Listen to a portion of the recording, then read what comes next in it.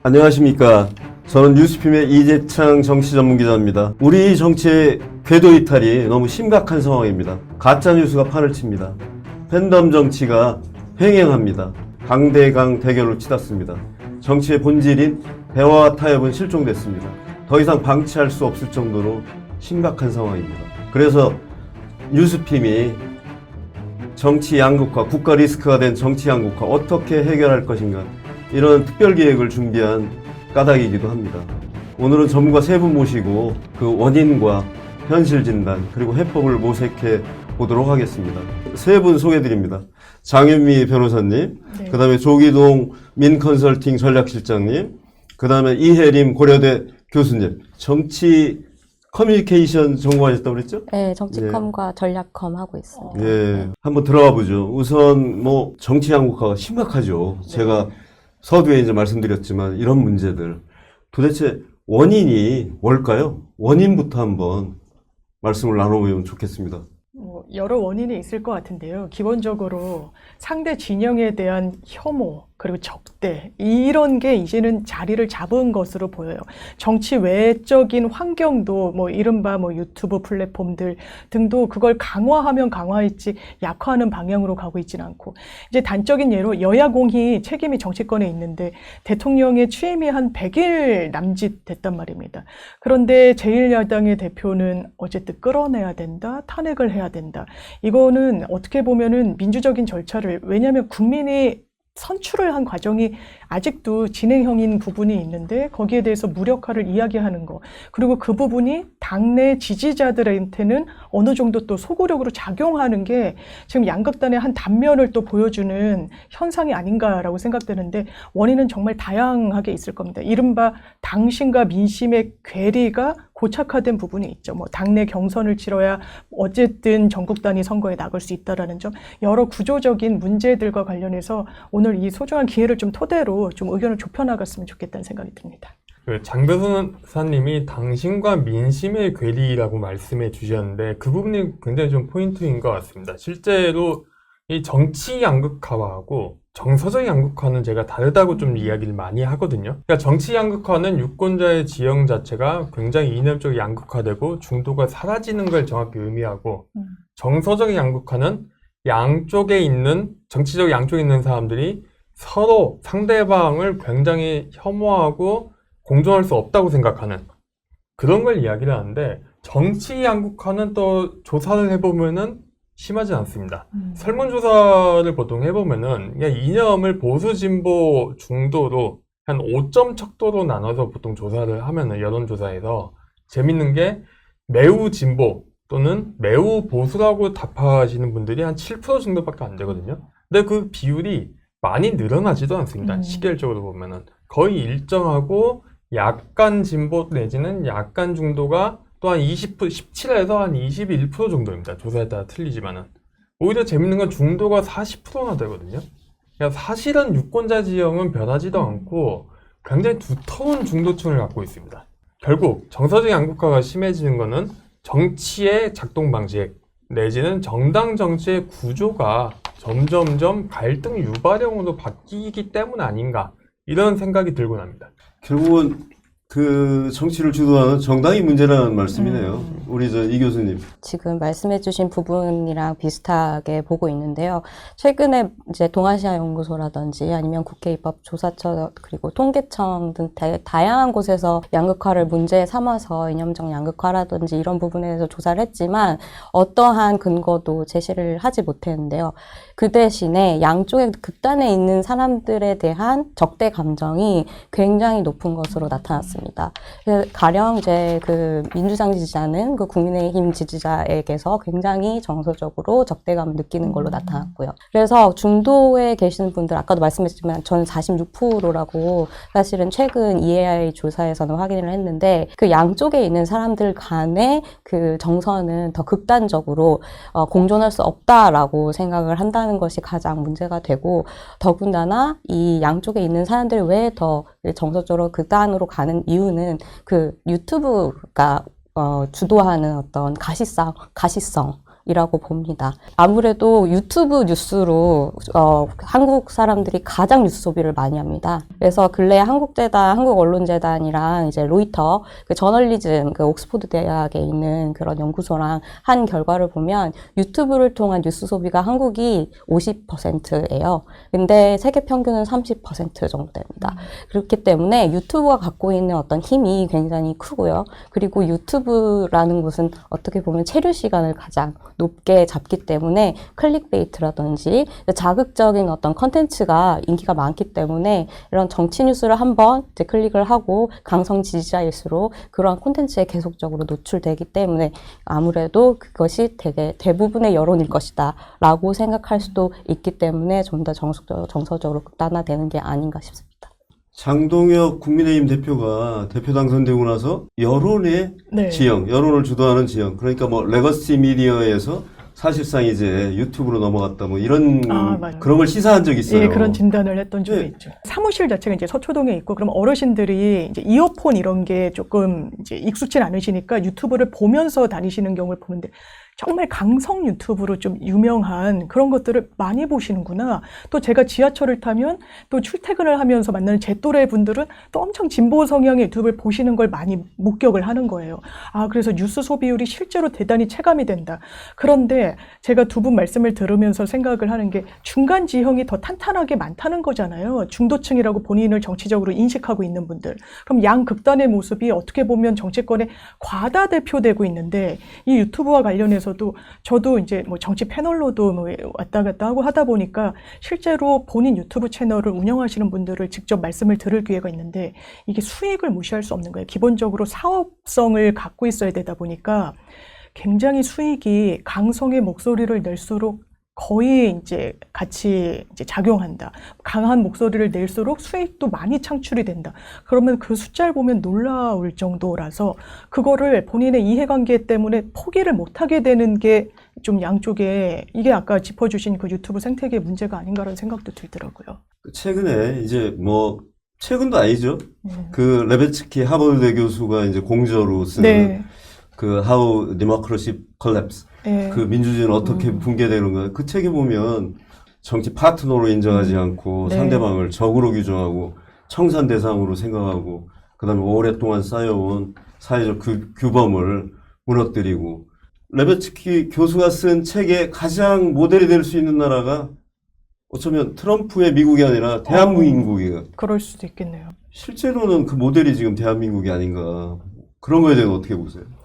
사실 미국의 뉴스 지형은 아무래도 레거시 미디어가 전통적으로 이제 국제 뉴스적인 이 위상도 있기 때문에 뉴욕타임즈라든지 CNN 같은 경우에는 비단 미국만을 이제 대상으로 한 것이 아니라 굉장히 국제적인 브랜드이기 때문에 국제 정치까지도 달라서 레거시 미디어로서의 브랜드 영향을 갖고 있지만 한국 같은 경우에는 또 아까 그 제가 인용했던 로이터 저널리즘 연구소 조사 같은 경우에도 직접적으로 그 뉴스사의 웹페이지에 들어가서 뉴스를 소비하는 경우는 한국이 거의 최저입니다. 근데 미국은 그런 비율이 굉장히 높아요. 그 말은 이제 뉴욕 같은 뉴욕타임즈라든지 그다음에 뭐 다른 유사한 뭐 월스트리트 저널이라든지 이런 곳은 웹페이지 그 구독 서비스를 이미 먼저 이렇게 채택을 했고 그렇기 때문에 굉장히 양질의 또 굳이 뭔가 클릭베이트라든지 피싱이라든지 이런 부분에 선정적인 저널리즘을 할 필요 없는 그런 양질의 저널리즘 가치를 좀 유지할 수 있는 그런 기반을 갖고는 있습니다. 물론 지금도 힘들지만 그럼에도 불구하고 그런 것을 유지하는 것이 있는데 한국은 아무래도 워낙 디지털 어떤 그 문화에 빠르고 기술에 빠르다 보니까 더 적극적으로 잘 수용을 하는 것 같고요. 다양한 콘텐츠들이 다양한 플랫폼에 소비가 되는 것 같고요. 그리고 기본적으로 이제 뉴스 큐레이터 사이트 같은 이제 예전엔 네이버 뉴스가 문제가 됐었는데 이런 부분들을 통해서 다양한 채널을 통해서 뉴스를 소비하다 보니까 알고리즘의 지배에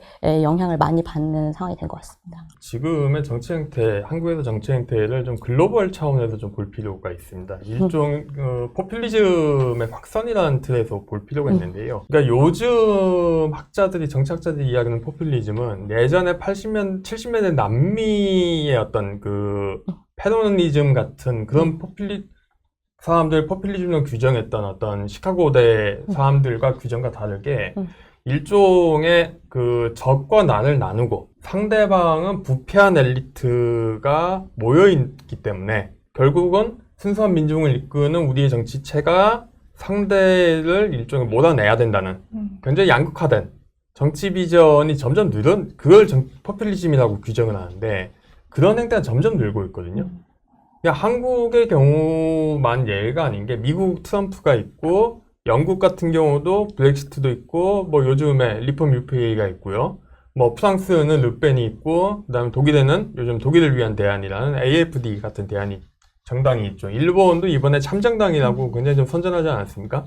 일종의 그런 정당들이 성장하는데 한국도 예의가 아니고 오히려 한국도 하나의 보편적인 사례 내지는 약간 뭐 기자님 말씀하신 것처럼 굉장히 좀 선도적인 사례라고 저는 생각을 합니다. 다만 이제 한국이 이렇게 선도적이 될 수 있었던 거는 결국은 결국은 이제 기존 정당의 구조 내지는 전통적인 정치의 문법이란 게 왜 그렇게 빠르게 한국은 빨리 무너졌는가?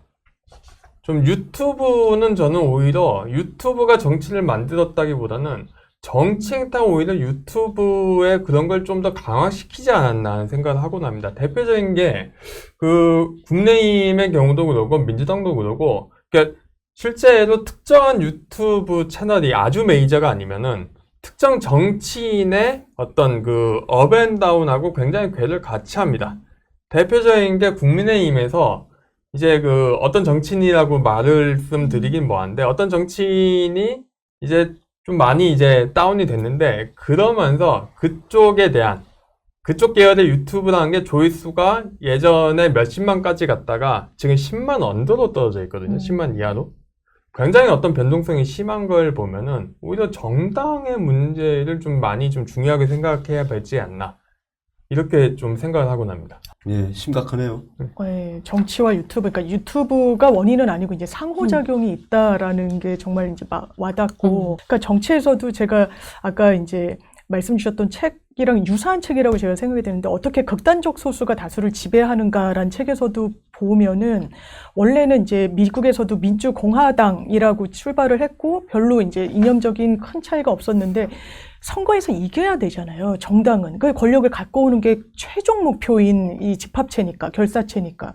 그래서 그 당시에 이제 공화당이 64년도라고 아예 연도까지 이제 딱 기재를 해서 그때 백인 이 남부 남성들을 공략해야 선거에서 승산이 있다라고 하면서 당신들이 피해를 보고 있고 유색인종 이런 것을 어떻게 보면 선전하기 시작했다는 거예요. 그러면 말씀 이제 앞서서 두 분이 주신 것처럼 이게 정서적으로 딱 와닿는 거예요. 내가 지금 내 경제력이, 내 입지가, 내 직업이 이런 게 지금까지도 왜냐하면 트럼피즘 이야기할 때도 유색인종이 일자를 뺏는다. 뭐 이런 강성 극우 목소리가 이런 경제적인 부분과 이런 어떤 당리당략에 기인해가지고 좀 악순환의 고리가 끊어지지 않고 있는구나 이런 생각이 듭니다. 팬덤 정치 문제 한번 짚어보죠.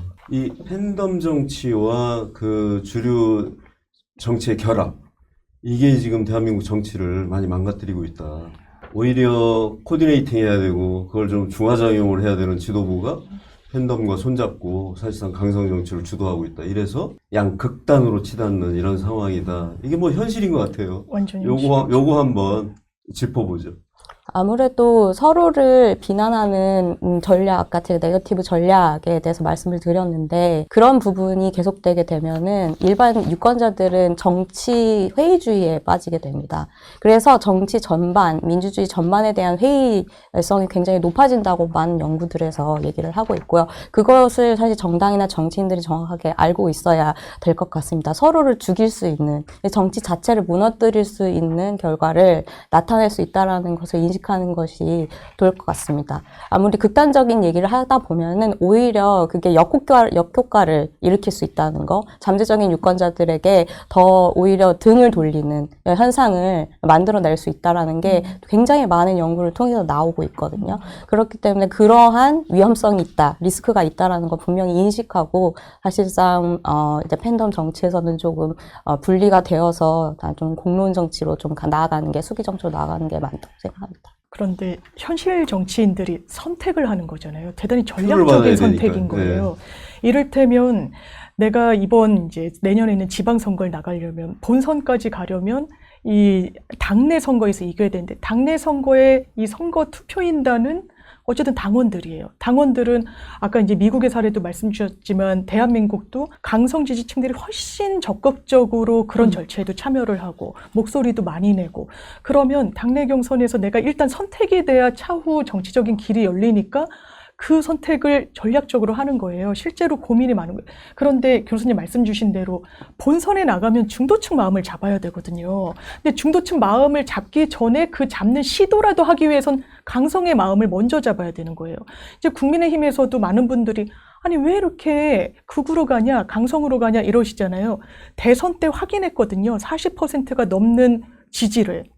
그 계엄 끝에서 어려운 상황에서 선거를 치러도 특정 지역에 집중된 유권자들은 국민의힘을 계속 찍으시는 거예요. 그러니까 당내에서도 원로라고 할 수 있는 거의 지도자급의 정치인들이 우리는 이 40%의 마음을 떠안아야 된다라고 얘기합니다. 이건 균질적인 유권자층은 아니에요. 특정 지역에 있는데. 그런데 지방선거 치르고 향후 본인 총선을 치르는 데는 거기에 소구하면 되거든요. 지금 현실적으로 국민의힘의 의석수는 특정 지역에 또 편중되어 있고 그러니까 이게 당내 구도부터 또 이제 개선돼야 되는 문제랑도 연결이 되지 않았나라는 생각이 듭니다. 좀 이게 그 팬덤 정치가 언제부터 시작됐는가를 좀 따져볼 필요가 있을 것 같은데 팬덤 정치의 시작은 아무래도 좀 노사모 에서 시작이 되는 거고 보수에서 굉장히 빠르게 베꼈죠. 박사모가 노사모가 만들어지고 성공하자마자 거의 이듬해 이제 만들어지고 결성을 팍 늘어나거든요. 그 팬덤 정치가 점점 늘어나게 되는 거는 묘하게 그 정당이 무너지는 과정하고 굉장히 괴를 같이 합니다. 대표적인 게 민주당이죠. 민주당이 예전에 보면은 호남 기반 정당이고 호남 출신 사람들 토박이들이 서울 이주민들이 대의원을 하고 지구당 핵심에 있었는데 이게 점점 이제 수도권 중산층으로 대체는 되는데 그렇다고 정당의 지구당 구조는 딱히 안착되어 있지도 않고 뭔가 민주당, 여루당 등등으로 이제 쪼개 이합 집산하면서 정당의 중심은 점점 없어지고요. 그렇게 되면 결국은 당내 경선에서 아니면 정당 민주당 바운더리 내에서 이기기 위한 방책은 민주당의 강성 지지층을 어떻게 내가 동원해낼 것인가. 동원 기제를 어떻게 세울 것인가 보면 결국 팬덤을 주장할 수밖에 없는 거죠. 거기서 성공했던 게 노무현 대통령이고 그 다음에 친노의 유산을 좀 이어받았던 사람들이고 이제 이른바 비노들은 그게 안 돼가지고 안철수를 끌어들였다가 결국 망하고 그 뒤에 이제 팬덤에 성공적으로 성공했던 사람이 결국 이 손가락 혁명군을 만든 이제 이재명 대통령 아니겠습니까? 이런 모델들이 결국은 팬덤 정치가 정당이 제대로 작동하지 않게 되면서 그리고 정당이 뭐 당원을 모집하고 교육하고 정당 내에서 뭔가 논의가 이루어지지 않게 되면서 역설적으로 당 밖에서의 팬덤을 점점 의지할 수밖에 없게 되지 않았나 싶습니다. 저도 뭐 지금 어떻게 보면은 저는 계속 미디어나 커뮤니케이션 환경에 대해서 이제 중점적으로 말씀을 드리는 것 같은데요. 특히 팬덤 정치라는 거는 엔터테인먼트적인 요소도 있습니다. 그러니까 연예인 같은 거잖아요. 사실 셀레브리티라고도 하고도요. 그래서 이런 팬덤이라는 거는 어떻게 보면 놀이의 일종. 우리가 지금 가장 걱정했던 게 뉴스의 엔터테인먼트화. 이게 하드 뉴스냐, 이제 뭐 경성 뉴스냐, 연성 뉴스냐, 이거에 대한 우려도 많았었는데, 그러면서 정치 지식이 낮아지고, 이런 것도 문제가 됐지만, 사람들이 모든 컨텐츠를 사실상 오락적으로도 즐기는 그런 환경에 처하면서, 또 이것이, 가능하게 하려면은 또 그 카리스마적이고, 굉장히 매력적인 인물이 또 필요하거든요. 그렇기 때문에 어떤 정치적인 분야에서의 엔터테인먼트화와도 연결이 될 것 같고요. 그래서 이런 그 원래 제도적인 정치의 어떤 위기가 지금 다양한 또 미디어와 커뮤니케이션 환경과 맞물려서 이렇게 그 팬덤 정치라는 현상이 전 세계적으로도 나타나는 것 같습니다. 오늘 전문가 세 분 말씀하신 걸 좀 참고해서 좋은 정치, 국가의 발전이 되는 정치, 그 리스크가 아니라 국가의 발전에 토양이 되는 정치를 해줬으면 좋겠다 이런 생각을 해봅니다. 오늘 장유미 변호사님, 조기동 실장님, 예림 교수님 이렇게 나와주셔서 감사하고요. 좋은 말씀 감사합니다. 토론 이 정도로 끝내겠습니다. 감사합니다. 고맙습니다. 감사합니다.